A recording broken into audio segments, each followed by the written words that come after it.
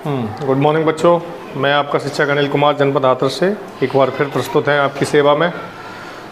राष्ट्रीय आय एवं छात्रवृत्ति योग्यता परीक्षा के अंतर्गत विज्ञान विषय में जैव प्रक्रम के अंतर्गत ब्लड सर्कुलेटरी सिस्टम या रुधिर परिसंचरण तंत्र बेहद इम्पोर्टेंट परीक्षा की दृष्टि से, और आज इस पर विस्तार से चर्चा करेंगे। वीडियो लंबा होने वाला है, आप अच्छे से तसल्ली से देखना, पूरी व्याख्या को सुनकर एक एक प्रश्न को नोट करते जाना। चलिए स्टार्ट करते हैं। हम पहला क्वेश्चन लिखेंगे, मनुष्य के भीतर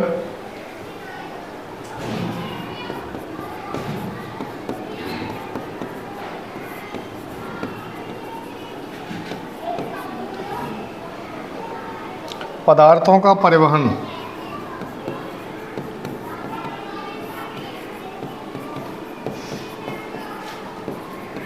क्या कहलाता है?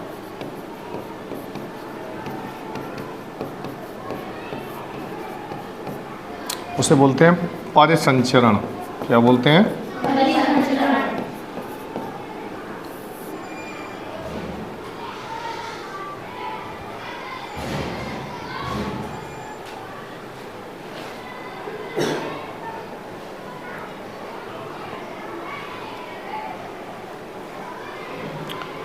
देखो, पदार्थ में तीनों चीज आ जाती हैं, गैसों का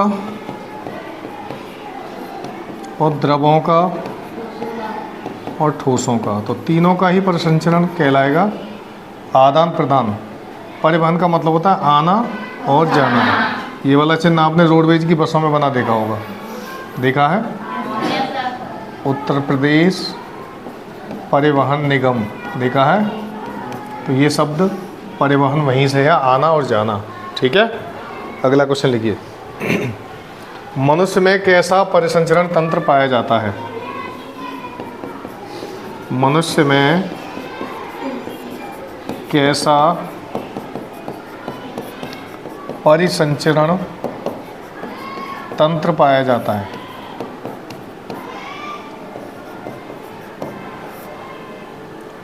आंसर लिखेंगे, बंद रुधिर परिसंचरण तंत्र।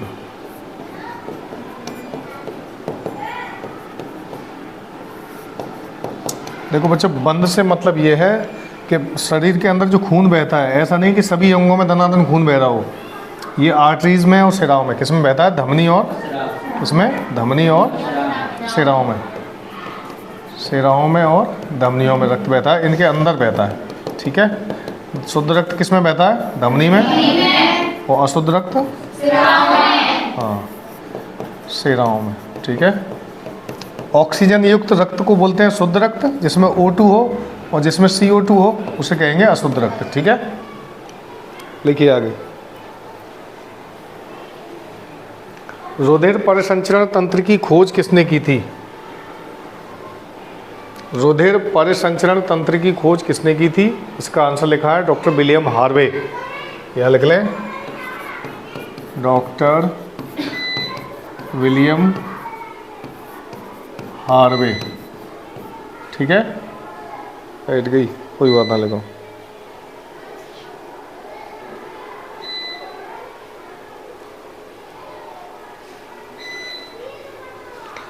रुधिर परिसंचरण तंत्र के कितने भाग हैं?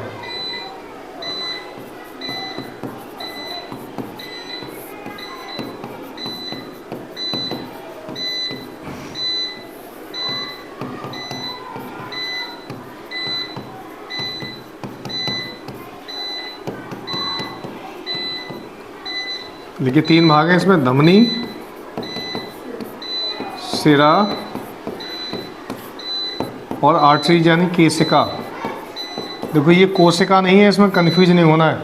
केशिका माने कैपिलरीज होती हैं, कैपिलरीज। प्रत्येक आर्टरीज और धमनी के आसपास केशिकाएं पाई जाती हैं, और केशिका सिंगल लेयर की होती हैं, यानी एक ही लेयर की बनी होती हैं। तो ये अपने बाहर से खून का आदान प्रदान कर देती हैं और ले भी लेती हैं। ये खून को बाहर भी भेज देती हैं और अंदर भी ले लेती हैं ज़रूरत पड़ने पर। इसको आप ऐसे समझ लीजिए कि रिजर्व में ब्लड वेसल्स होती हैं ये, और ये तीनों कहलाती हैं रक्त वाहिकाएं। क्या कहलाती हैं? रक्त वाहिकाएं। रक्त वाहिकाएं का मतलब जो रक्त का आदान प्रदान करती हैं, लाती ले जाती हैं। अगला लिखें क्वेश्चन, धमनी, सिरा और केशिका के मोटाई का सही क्रम लिखिए। कौन कितनी ज़्यादा मोटी होती है? धमनी, सिरा, केशिका का मोटाई का सही क्रम क्या है?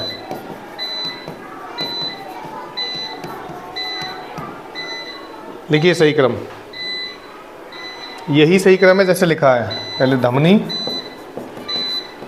अधिक मोटी, फिर सिरा अधिक मोटी, फिर केशिका। यहाँ पर मोटाई का मतलब इनके क्षेत्रफल या आयतन से नहीं है, इनकी जो दीवारें होती हैं यानी नसें जो होती हैं, दिखाई देती हैं नसें, इनकी दीवारें कितनी मोटी किसकी है उससे मतलब है। ठीक है, तो सबसे अधिक मोटी और लचीली होती है धमनी, उससे कम लचीली सिरा और सबसे कम लचीली केशिका। केशिका कम लचीली क्यों होती है? ताकि ये आदान प्रदान कर सके। ठीक है, अब मुझे ये बताइए प्रिय बच्चों, धमनी की मोटाई अधिक क्यों है? बिल्कुल राइट आंसर, क्योंकि उसमें शुद्ध रक्त बहता है और शरीर नहीं चाहता कि वो शुद्ध रक्त जरा भी वेस्टेज हो। अगला लिखें,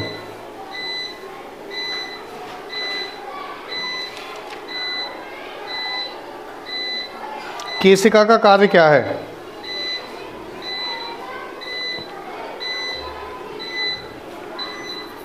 केशिका का कार्य क्या है? नाइट्रोजन युक्त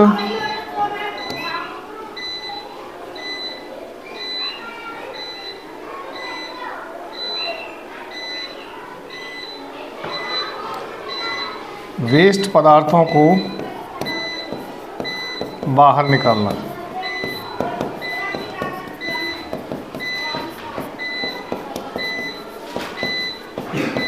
केशिका का कार्य। आगे लिखें,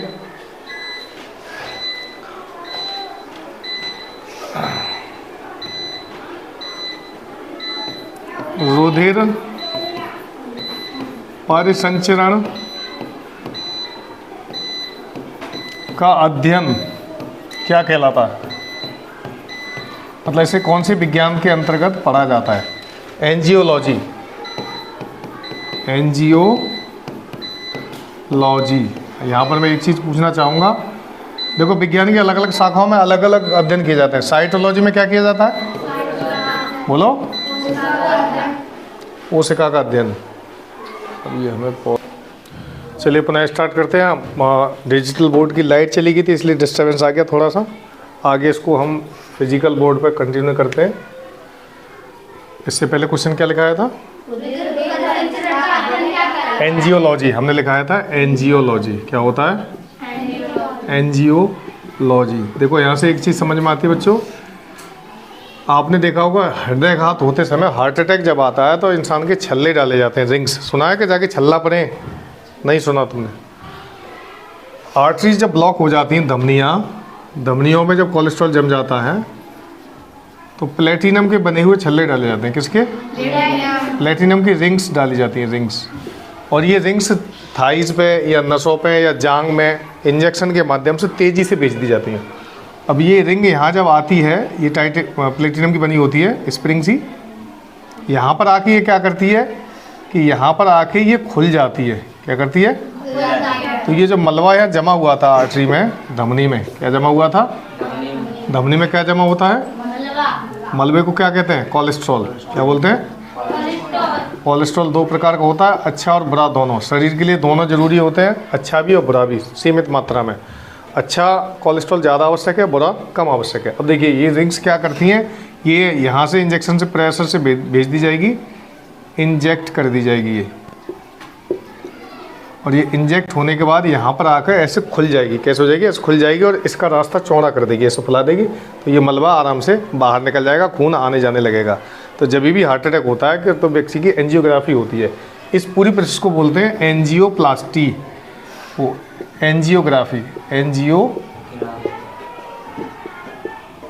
एंजियोग्राफी एंजियोप्लास्टी दोनों कहते हैं।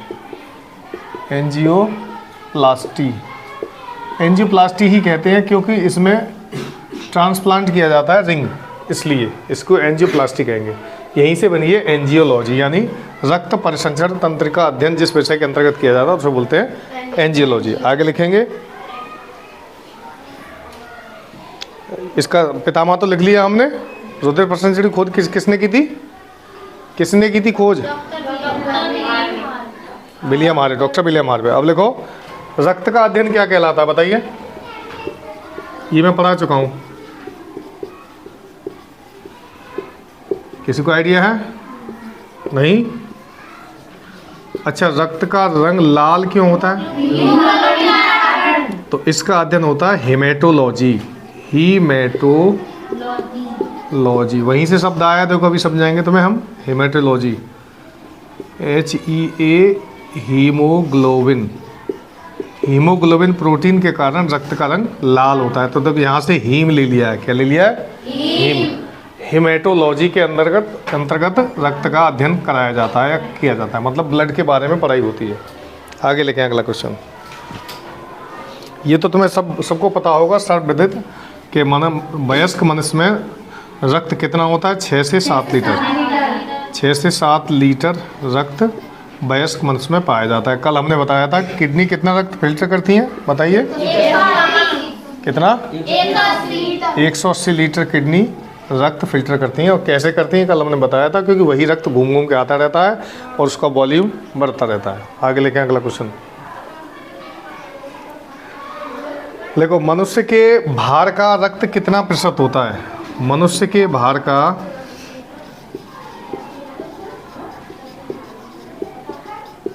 रक्त कितना प्रतिशत होता है? तो प्रतिशत जानते हैं आप बच्चों, क्या होता है प्रतिशत?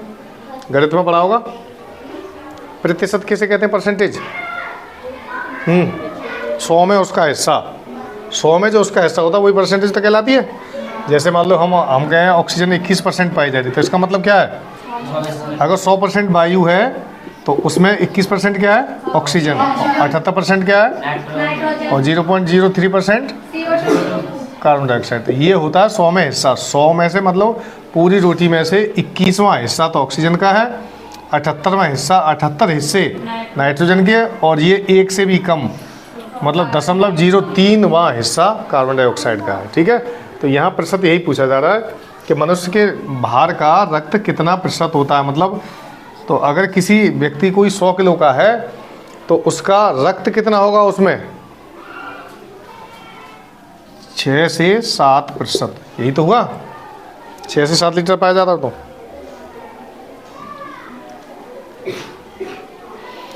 अगला लिखें, ब्लड का पीएच मान कितना होता है? बताइए, रक्त का पीएच कितना होता है? रक्त का पीएच का नाम क्या है पूरा? 7.4 होता है रक्त का पीएच। अब इसका मतलब क्या है आकाश बताओ? 7.4 पीएच होने का क्या मतलब है? क्षारीय होगा। ये कैसा होगा? अगर 7 से नीचे होता तो हाँ, तो ये चीजें जाना करो। अम्लीय। अगर 7 होता तो उदासीन। Very good. उदासीन यानी निष्क्रिय, कि ना हम सही बोले ना गलत बोले। जैसे कहीं लड़ाई हो जाए तो एक व्यक्ति ऐसा होता है ना वो सही कहता है ना गलत कहता है, तो उसका पीएच मान विज्ञान के अनुसार 7 माना जाएगा। अर्थात वो इसकी भी सुनना है, इसकी भी सुनना है, कह किसी से कुछ नहीं रहा है। ठीक है, आगे लिखिए।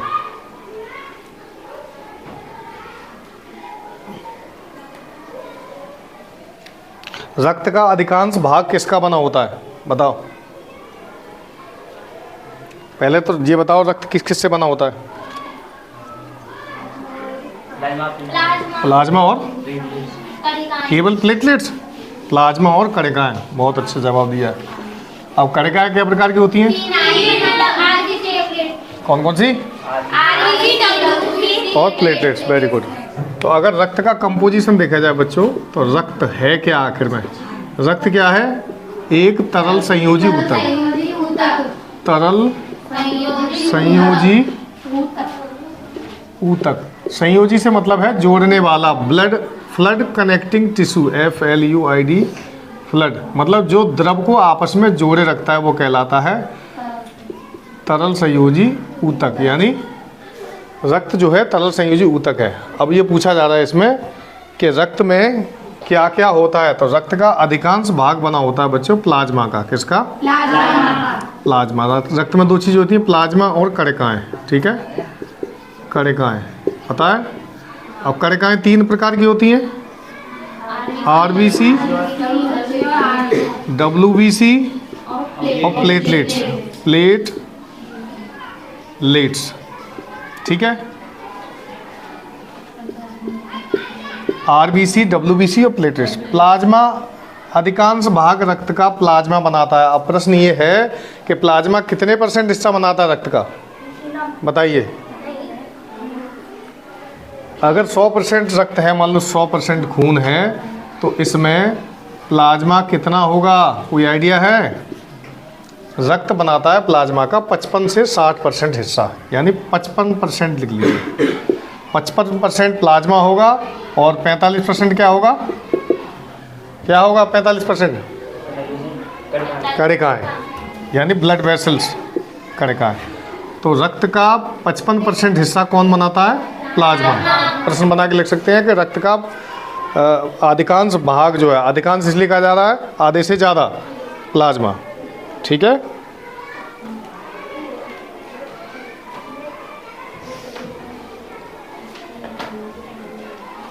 अब लिखेंगे रक्त में क्या क्या पाया जाता है। तो रक्त में 55% प्लाज्मा प्लस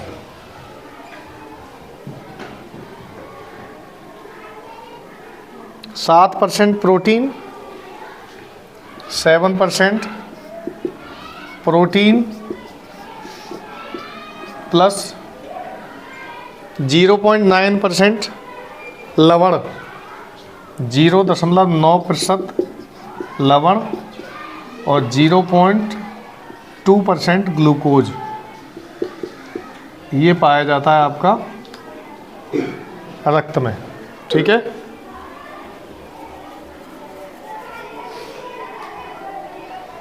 आगे लिखें। प्रतिस्कंदन प्रोटीन कौन सी है? Anticoagulant protein. प्रतिस्कंदन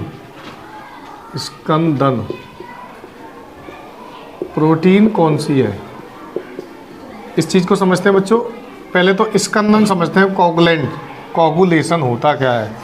ऐसे पदार्थ जो हवा के संपर्क में आने पर तुरंत ही जम जाएं, वे कहलाते हैं कोगुलेंट।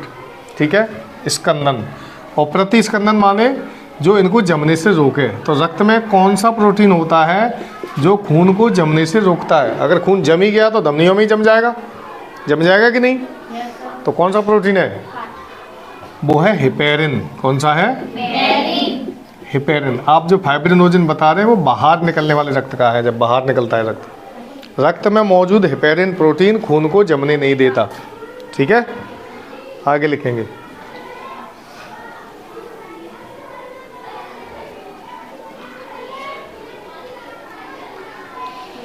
रक्त का थक्का कौन सी प्रोटीन से जमता है? रक्त का थक्का, अब यहाँ आएंगे फाइब्रिनोजिन और प्रोथ्रोम्बिन।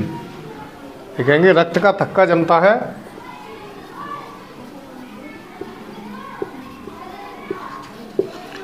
फाइब्रिनोजिन और प्रोथ्रोम्बिन। कौन सी? ये प्रोटीन के नाम है, कंफ्यूज नहीं होना है इसमें बिल्कुल भी। ये दोनों प्रोटीन जो है ब्लड को कोगुलेंट कर देती हैं जमीन पर गिरते ही। हमने पूछा था रक्त कैसे जमता है, फाइब्रिन प्रोटीन फाइब्रिनोजिन में बदल जाता है। तो ये फाइब्रिनोजिन है, प्रोथ्रोम्बिन एक प्रोटीन और जुड़ गया है इसमें, दोनों मिलकर उसको जमा देते हैं। जैसे ईद पर हम बलि चढ़ाते हैं या माता के जागरण बलि चढ़ाते हैं, तो उसमें जिस भी जानवर की बलि दी जाती है उसका खून ज़मीन पर गिरते ही जम जाता है थोड़ी देर बाद। हमारा व्यक्ति का भी खून कटने के बाद आपने देखा होगा कि घाव हो जाए या कट लग जाए तो थोड़ी देर बाद देखते हैं कि रक्त अपने आप रुक जाता है। तो उसको अंदर रोकता है हेपेरिन, और बाहर जो जमा रहा है बूंदों के रूप में वो क्या है? फाइब्रिनोजिन और प्रोथ्रोम्बिन। लिखिए आगे।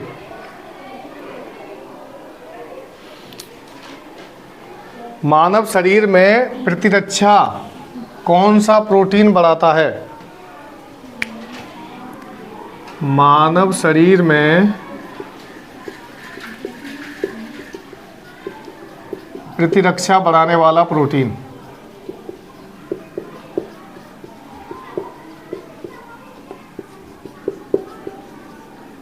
कौन सा है? ग्लोबुलिन।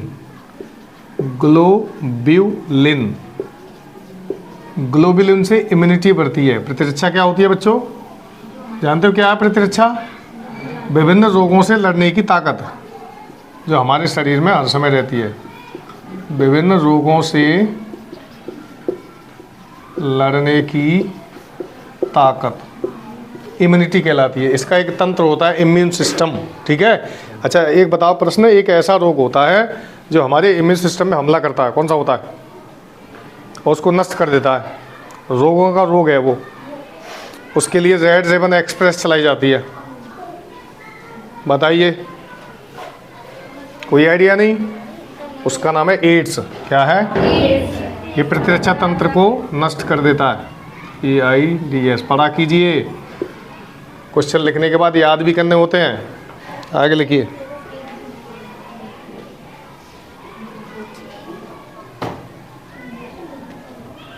अब लिखिए, रक्त का थक्का कौन सी विटामिन से जमता है? बताइए।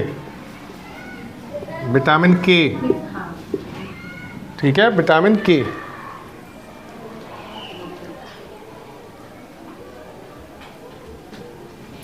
और इसमें अगर पूछा जाए रक्त का थक्का कौन से तत्व से जमता है, तो कैल्शियम +2। ठीक है, तीनों लिख लेना।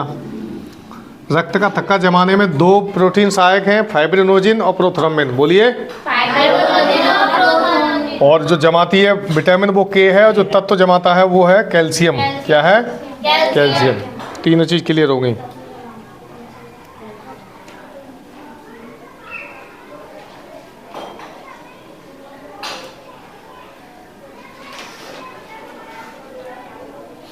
देखो, यकृत में बनने वाले प्रोटीन कौन से हैं? यकृत में बनने वाले प्रोटीन कौन से हैं? देखिए, अभी हमने हेपेरिन की चर्चा की थी। हेपेरिन कैसा प्रोटीन है? हेपेरिन कैसा प्रोटीन है? प्रतिस्कंदन। तो हेपेरिन, प्रोथ्रोम्बिन और ग्लोबुलिन, ये तीनों ही प्रोटीन यकृत में बनते हैं। Fibrinogen, sorry.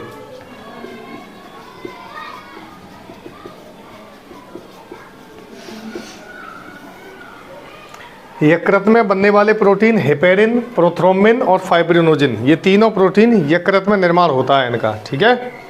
अच्छा, यहाँ पर हम पूछे कि मानव शरीर में रक्त का निर्माण कहाँ होता है? अस्थि मज्जा में।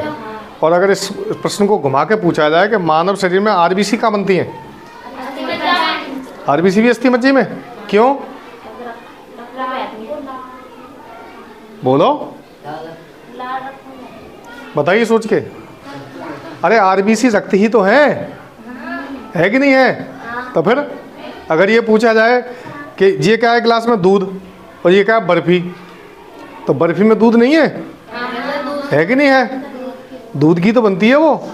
तो रक्त किससे बना है मिलके? 2 चीज़ों से। किससे?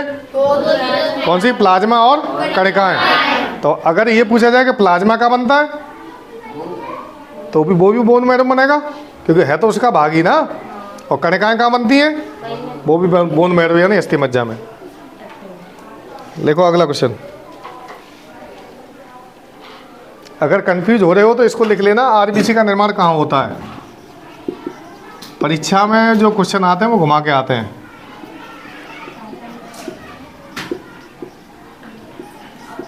देखो, अस्थि मज्जा। अस्थि मज्जा का मतलब क्या होता है? हड्डियों के बीच का मुलायम ऊतक।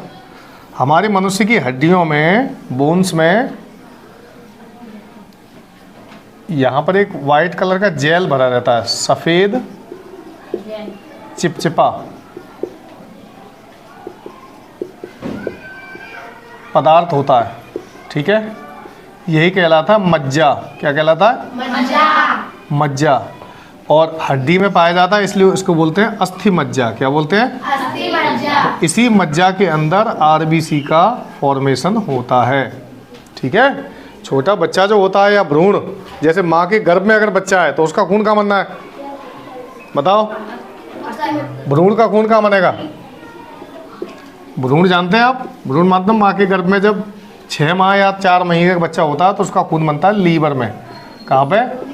लीवर और प्लीहा। कहाँ पे? प्लीहा। छोटे बच्चे में और भ्रूण में। भ्रूण समझ रहे हो? भ्रूण का मतलब है माँ के गर्भ में पल रहा शिशु, तो उसके अंदर भी तो खून का निर्माण होगा, उसके अंदर भी तो अंग बन रहे हैं, तो उसका अंदर जो खून बनेगा वो बनेगा यकृत में और प्लीहा में। अब जब बच्चा पैदा हो जाएगा 1-2 साल तक, जब तक उसकी सारी हड्डियां विकसित नहीं होती और हड्डियों के अंदर मैरो बनना स्टार्ट नहीं होती, तब तक निर्माण यकृत और प्लीहा ही करते रहेंगे। जैसे ही बच्चा चलने लायक हो जाएगा तो उसका पुनः निर्माण इस मज्जा में होने लगेगा, अस्थि मज्जा में। ठीक है? अस्थि मज्जा में मुलायम ऊतक होते हैं, मुलायम ऊतक, उसमें आरबीसी का निर्माण होता है। आगे लिखें। सबसे बड़ी आरबीसी कौन से जंतु में पाई जाती है? सबसे बड़ी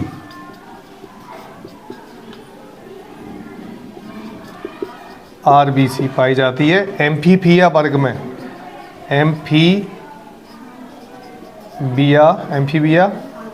वर्ग, ये मेढक का वर्ग होता है। ठीक है? तो आप मेढक भी लिख सकते हैं।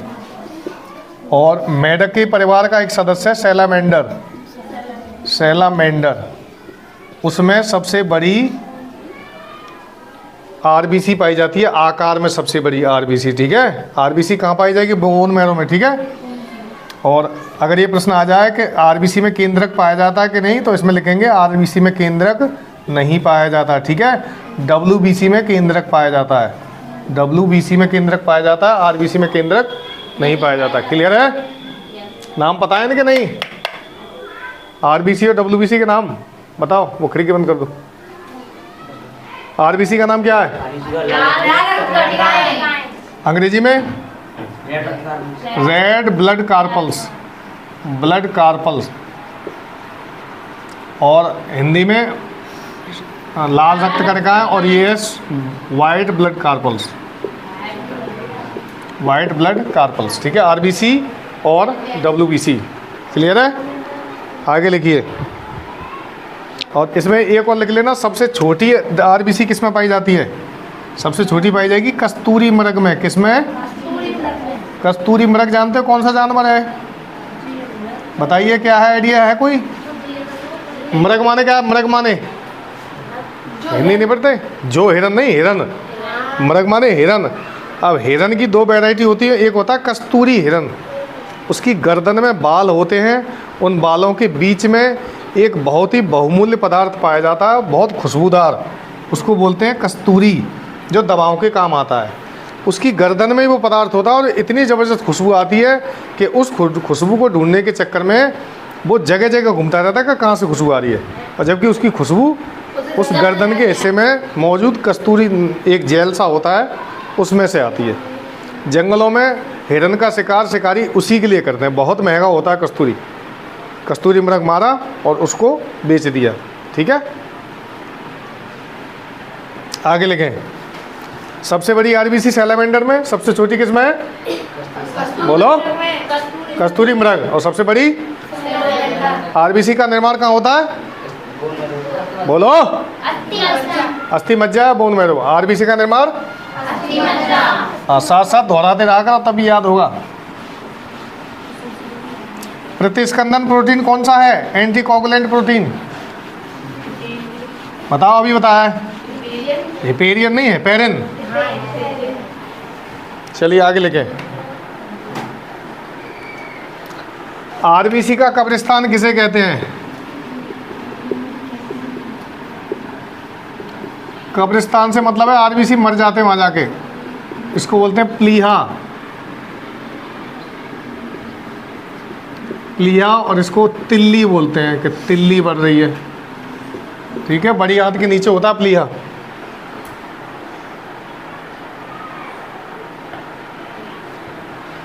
अब देखो, ये क्वेश्चन बताना आप अच्छे से सोच समझ के। आरबीसी की कमी से कौन सा रोग होगा?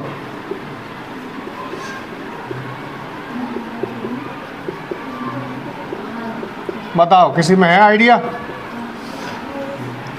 बताओ आरबीसी की कमी से कौन सा रोग होगा?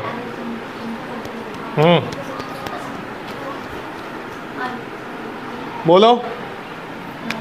अभी मैंने बताया था, फिर कंफ्यूज हो रहे हैं। आरबीसी किसका भाग है? किसका भाग है? रक्त की कमी से कौन सा रोग होता है? एनीमिया। कौन सा? एनीमिया या रक्ताल्पता। रक्ताल्पता, रक्त की कमी। तो आरबीसी की कमी और रक्त की कमी अलग अलग है।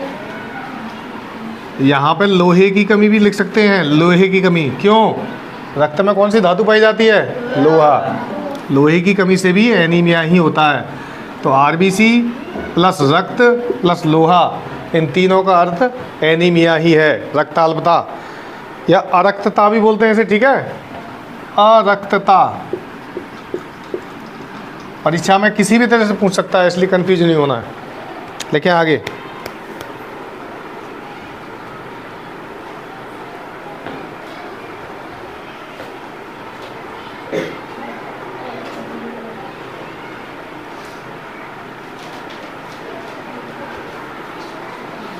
देखो, रक्त का रंग लाल किसके कारण होता है?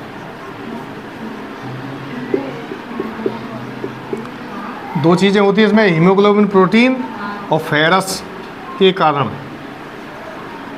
हीमोग्लोबिन प्लस Fe+2, इसको बोलते हैं फेरस, ठीक है?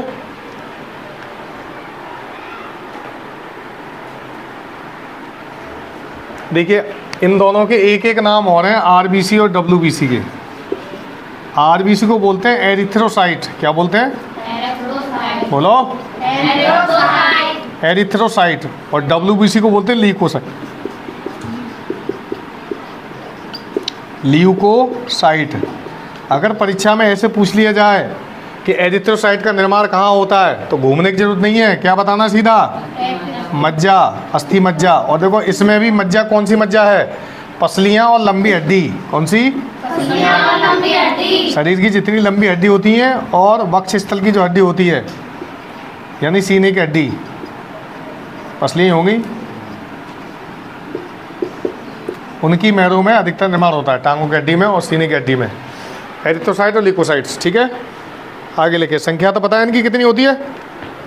आरबीसी कितनी होती है? 50 लाख। आरबीसी की संख्या कई सैकड़ा, हज़ार, 10,000, लाख, 50 लाख, ठीक है? आरबीसी का जीवन काल कितना होता है? लिखिए 120 दिन। कितना? 120 दिन। संख्या 50 लाख, जीवन काल 120 दिन। डब्ल्यूबीसी की जीवन काल 2 से 4 दिन और संख्या होती है इनकी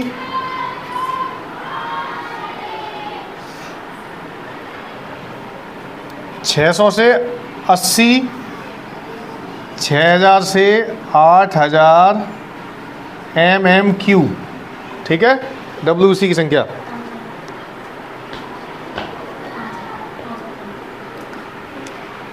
अच्छा, आरबीसी का कार्य क्या होता है? आरबीसी का कार्य क्या होता है बताइए बच्चों? ऑक्सीजन ट्रांसपोर्टेशन, ऑक्सीजन परिवहन। क्या होता है? ऑक्सीजन लाना और ले जाना अंगों तक, ठीक है? रक्त में ही तो होती है।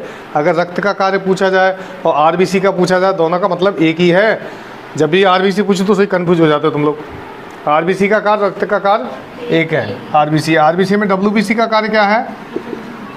डब्ल्यूबीसी का कार्य है हमारी प्रतिरक्षा तंत्र को मजबूती देना, प्रतिरक्षा तंत्र को मजबूत करना, मजबूत करना, ठीक है? इम्यूनिटी बढ़ाती है डब्ल्यूबीसी, और आरबीसी ब्लड में ऑक्सीजन लाने ले जाने का कार्य करती हैं।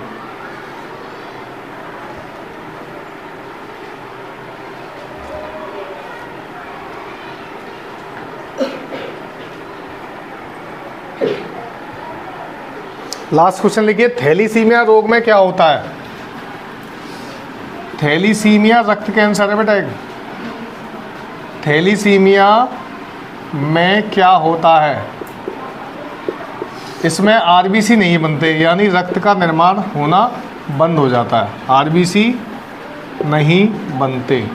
अगर बनते भी हैं तो खून उतना लाल नहीं होता, क्योंकि उसमें आरबीसी की संख्या कम हो जाती है। ठीक है, वीडियो वैसे तो लंबी हो गई है 34-35 मिनट की, लेकिन मैंने उसमें पूरा रुधिर परिसंचरण तंत्र, जो परीक्षा से संबंधित क्वेश्चन हो सकते हैं, उन्हें समझाने का पूरा प्रयास किया है।